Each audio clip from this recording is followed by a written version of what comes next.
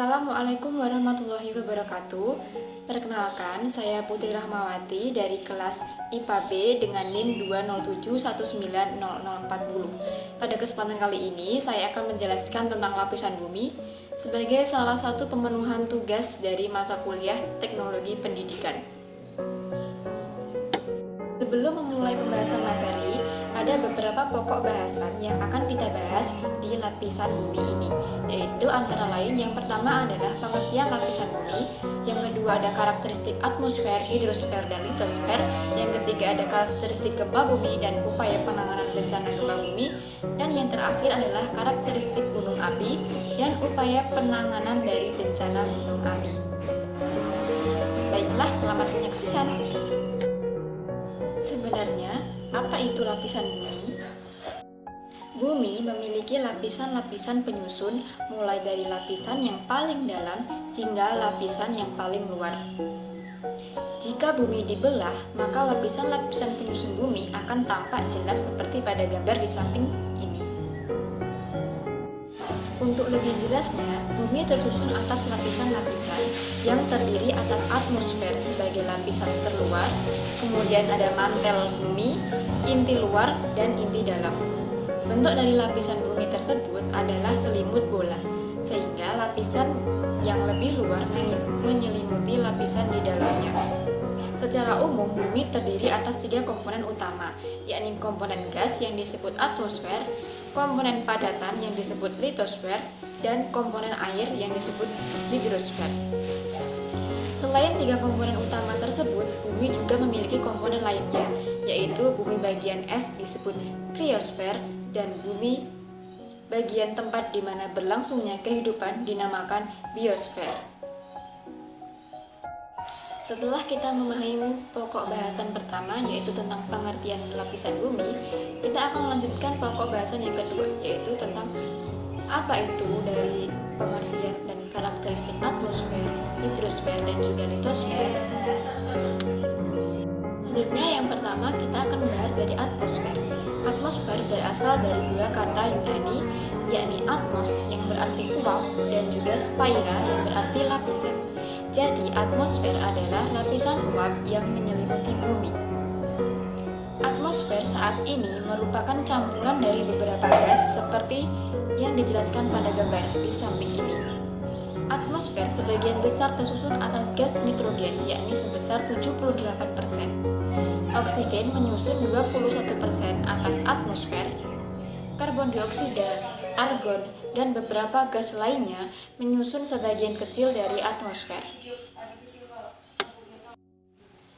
Secara garis besar, atmosfer bumi terbagi menjadi 2 bagian, yakni bagian bawah dan juga bagian atas. Bagian bawah terdiri atas troposfer dan stratosfer, sedangkan bagian atas terdiri atas mesosfer, termosfer, dan eksosfer. Seperti yang dijelaskan pada gambar, yaitu yang pertama adalah troposfer. Troposfer adalah tempat terjadinya segala jenis peristiwa cuaca dan juga iklim. Yang kedua ada stratosfer, atau juga sebagai tempat terbangnya pesawat serta tempat ozon yang dapat menangkal sinar UV. Kemudian yang ketiga ada mesosfer. Mesosfer ini berfungsi untuk mengikis dan membakar benda asing yang akan masuk ke dalam bumi. Kemudian yang keempat ada termosfer. Termosfer memiliki lapisan ionosfer yang berfungsi sebagai penyebaran gelombang radio. Dan yang terakhir atau yang kelima adalah eksosfer. Memiliki kandungan gas rendah, gaya gravitasi juga sangat lemah. Selanjutnya, kita akan membahas tentang karakteristik apa saja yang ada di dalam atmosfer. Yang pertama adalah tekanan udara. Besarnya tekanan udara akan berkurang seiring dengan bertambahnya ketinggian atmosfer. Jadi, tinggi suatu daerah, jumlah molekul udara termasuk oksigen akan semakin sedikit. Yang kedua adalah suhu. Suhu di tiap lapisan atmosfer berbeda. Ada beberapa lapisan, yaitu yang pertama lapisan troposfer, memiliki suhu antara minus 50 derajat hingga 17 derajat Celcius. Yang Yang kedua ada suhu di lapisan stratosfer. Semakin tinggi seiring dengan bertambahnya ketinggian, hal ini disebabkan adanya lapisan ozon. Yang ketiga ada lapisan mesosfer. Hampir memiliki karakteristik yang sama dengan stratosfer, yakni semakin tinggi, maka temperaturnya pun akan semakin rendah. Yang keempat, ada lapisan termosfer dan eksosfer. Merupakan lapisan pertama yang menerima radiasi dari energi matahari. Karakteristik selanjutnya yaitu adanya lapisan ozon. Lapisan ozon terdapat pada stratosfer pada ketinggian 18 sampai dengan 54 km dari permukaan laut. Ozon tersusun atas oksigen sebagai bahan dasar. Ozon berfungsi untuk menyerap sebagian besar radiasi sinar ultraviolet yang ada di dalam atmosfer. Kandungan ozon dalam stratosfer sangat tinggi, sehingga mampu melindungi bumi dari radiasi matahari yang sangat berbahaya. Ozon menyerap sebagian radiasi sinar ultraviolet yang ada di dalam atmosfer. Lapisan ozon sangat penting, jadi kita harus selalu menjaga agar lapisan ozon semakin tinggi dan tidak menipis seiring berjalannya waktu. Setelah kita memahami lapisan bumi yang pertama yaitu atmosfer, selanjutnya kita akan membahas tentang lapisan bumi yang kedua yaitu hidrosfer. Bumi juga sering disebut sebagai planet biru. Sebenarnya apakah itu warna biru? Warna biru menggambarkan perairan yang ada di dalam bumi. Nah, dengan kata lain, bumi yang kita huni ini diselimuti oleh sebagian besar air atau yang sering disebut dengan hidrosfer. Hidrosfer berasal dari kata hydra yang berarti air dan juga sphaira yang berarti selimut. Jadi dapat disimpulkan bahwa hidrosfer merupakan lapisan air yang menyelimuti bumi. Hidrosfer meliputi semua air yang ada di bumi, yaitu baik danau, sungai, air tanah, dan uap air yang ada di dalam udara. Nah, tibalah kita pada lapisan bumi yang terakhir yaitu tentang litosfer. Jadi, lapisan kulit bumi disebut dengan litosfer. Nah, litosfer ini berasal dari kata litos yang berarti batu dan juga sphaira yang berarti selimut. Dengan demikian, litosfer dapat diartikan sebagai lapisan batuan pembentuk kulit bumi. Litosfer merupakan lapisan kulit bumi yang mengikuti bentuk muka bumi yang bulat dan tersusun atas batuan dan juga mineral. Batuan adalah massa yang terdiri atas satu atau lebih macam mineral dengan komposisi kimia yang tetap, sehingga dengan jelas dapat dipisahkan antara satu dan lainnya. Batuan juga merupakan bahan utama pembentuk kulit bumi. Induk segala batuan dinamakan dengan magma. Magma adalah batuan cair pijar yang bersuhu tinggi dan mengandung berbagai unsur mineral dan juga gas. Selanjutnya, kita akan tiba ke pokok bahasan yang ketiga, yaitu tentang apa itu dari gempa bumi dan bagaimana penanganan akibat adanya bencana gempa bumi. Kita akan mengetahui pengertian dari gempa bumi terlebih dahulu. Nah, gempa bumi adalah peristiwa bergetarnya bumi akibat pelepasan energi dari dalam bumi. Terjadinya perubahan energi panas yang menyebabkan pergolakan inti bumi menjadi energi kinetik, sehingga mampu menekan dan menggerakkan lempeng-lempeng bumi. Adanya energi kinetik yang dihasilkan tersebut dipancarkan ke segala arah berupa gelombang gempa bumi, sehingga efeknya dapat dirasakan sampai ke permukaan bumi. Berdasarkan teori lempeng tektonik, permukaan bumi terpecah menjadi beberapa lempeng tektonik besar. Lempeng tektonik tektonik atau lempeng litosfer merupakan bagian dari kerak bumi yang keras dan mengapung di atas atmosfer yang cair dan juga panas. Lempeng-lempeng tektonik yang berdekatan saling berinteraksi dengan 3 kemungkinan pola gerakan, yaitu apabila kedua lempeng saling menjauh atau sprending, yang kedua saling mendekat atau collision, dan gerakan 3 yaitu saling geser atau transform. Kadang-kadang gerakan lempeng ini macet dan saling mengunci, sehingga terjadi pengumpulan energi yang berlangsung terus-menerus sampai pada suatu saat batuan pada lempeng tektonik tersebut tidak kuat menahan gerakan tersebut dan akhirnya terjadi pelepasan mendadak yang kita kenal dengan gempa bumi. Dapat teman-teman lihat, gambar di samping ini adalah akibat dari adanya gempa bumi. Gempa bumi mampu menyebabkan bangunan menjadi rusak dan bahkan adanya korban kematian. Indonesia merupakan salah satu daerah yang sering mengalami gempa bumi. Nah, untuk meminimalisir adanya kerusakan dari bencana gempa bumi, berikut ini adalah beberapa cara atau langkah-langkah yang dapat kita lakukan. Perhatikan gambar-gambar di samping ini.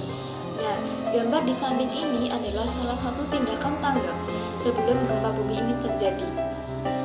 Lalu, apa saja langkah yang dapat kita lakukan? Nah, yang pertama adalah merenovasi rumah agar tahan gempa. Yang kedua, cek kestabilan benda yang menggantung. Yang ketiga, pelajari lingkungan sekitar kita. Yang keempat, meletakkan benda berat dan mudah pecah di bagian bawah. Dan yang kelima atau yang terakhir adalah selalu sedia P3K, senter, dan makanan sebagai persediaan darurat. Nah, setelah kita mengetahui bagaimana tindakan tanggap sebelum adanya gempa, di gambar samping ini adalah bagaimana penanganan saat terjadinya gempa bumi itu berlangsung. Langkah-langkahnya yang dapat kita lakukan adalah yang pertama, ketika dalam ruangan, cari perlindungan dari reruntuhan. Yang kedua, ketika di luar ruangan, tetaplah di luar ruangan dan menjauh dari bangunan atau benda lain yang berpotensi runtuh. Yang ketiga, jika dalam kendaraan, keluar dan cari tempat terbuka. Yang keempat, menjauh dari pantai karena berpotensi tsunami.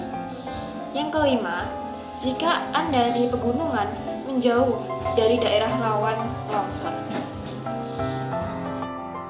Nah, setelah kita mengetahui langkah-langkah dari penanganan gempa sebelum dan saat terjadi gempa, berikut ini adalah beberapa langkah yang harus kita terapkan setelah gempa bumi itu terjadi. Apa saja langkah-langkahnya? Yang pertama, keluar ruangan dengan teratur dan jangan berdesak-desakan. Yang kedua, perhatikan lingkungan sekitar apakah terjadi kebakaran, gas bocor, atau konsleting listrik. Yang ketiga, jangan berjalan di daerah gempa karena ada kemungkinan reruntuhan yang akan menimpamu. Yang keempat, jangan memasuki rumah yang terkena gempa. Yang kelima, mengisi angket dari instansi terkait. Yang keenam, mengikuti informasi terkait gempa yang terjadi. Dan yang ketujuh adalah selalu berdoa kepada Tuhan Yang Maha Esa. Itulah beberapa langkah penanggulangan gempa bumi, baik itu sebelum terjadi gempa bumi, saat gempa bumi, dan setelah terjadinya gempa bumi. Semoga kita selalu was-was terhadap adanya gempa bumi. Nah, tibalah kita pada pokok bahasan yang terakhir, yaitu tentang apa itu gunung berapi dan bagaimana penanganan dari adanya bencana gunung berapi. Kita akan membahas terlebih dahulu tentang pengertian gunung berapi. Nah, gunung berapi terbentuk akibat pertemuan dari dua lempeng bumi. Bagian lempeng yang tenggelam memasuki lapisan atmosfer akan mencair karena suhu bawah lempeng bumi yang sangat tinggi. Bagian tersebut akan menambah magma dalam perut bumi. Oleh karena itu, magma yang terbentuk tersebut memiliki berat jenis yang lebih kecil daripada berat jenis batuan di sekitarnya. Maka, magma yang akan terdesak hingga naik ke permukaan bumi. Magma yang mencapai permukaan bumi disebut dengan lava. Lava dan abu yang meledak dari waktu ke waktu akan menumpuk dan membentuk gunung berapi. Hal inilah yang memunculkan istilah bahwa gunung berapi dapat tumbuh dari waktu ke waktu. Selain di darat, gunung berapi juga terbentuk di lautan. Erupsi yang terjadi di bawah lautan dapat memunculkan gunung berapi. Erupsi adalah letusan yang mengakibatkan keluarnya material gunung api yang berupa gas, debu, aliran lava, dan fragmen batuan. Perhatikan ilustrasi gambar di samping ini, di mana gambar ini merupakan salah satu gambar ilustrasi tentang letusan gunung berapi. Indonesia memiliki banyak sekali jenis gunung berapi yang masih aktif hingga saat ini. Salah satunya adalah Gunung Merapi, Gunung Sinabung, dan Gunung Anak Krakatau. Letusan gunung berapi memiliki daya penghancur yang besar, dan letusan gunung berapi sangat berbahaya bagi manusia. Berikut ini adalah beberapa langkah yang harus diikuti sebagai salah satu upaya penanganan adanya bencana gunung berapi. Ada beberapa langkah yang harus kita ikuti saat terjadinya letusan gunung berapi. Yang pertama itu adalah langkah sebelum terjadinya letusan. Harus kita pahami yang pertama, persiapkan masker dan kacamata pelindung untuk antisipasi debu vulkanik. Kemudian, perhatikan arahan pusat vulkanologi dan mitigasi bencana geologi. Yang ketiga adalah persiapan dukungan logistik diri dan keluarga. Selanjutnya ada upaya saat terjadi letusan. Yang pertama, berlindung di shelter perlindungan. Yang kedua, perhatikan arahan pihak berwenang selama di shelter. Yang ketiga, gunakan masker dan kacamata pelindung debu vulkanik. Yang keempat, hindari daerah rawan bencana, baik itu lereng, lembah gunung, dan aliran lahar. Yang kelima, waspada kemungkinan bahaya kedua berupa banjir lahar dingin. Itulah beberapa langkah upaya penanganan saat terjadinya gunung berapi, baik itu sebelum atau saat terjadinya letusan. Semoga bermanfaat. Demikian materi yang dapat saya sampaikan. Semoga mampu memberikan manfaat bagi semua orang. Dan apabila terdapat banyak kesalahan kata, saya mohon maaf yang setulus-tulusnya. Thanks for watching. Wassalamualaikum warahmatullahi wabarakatuh.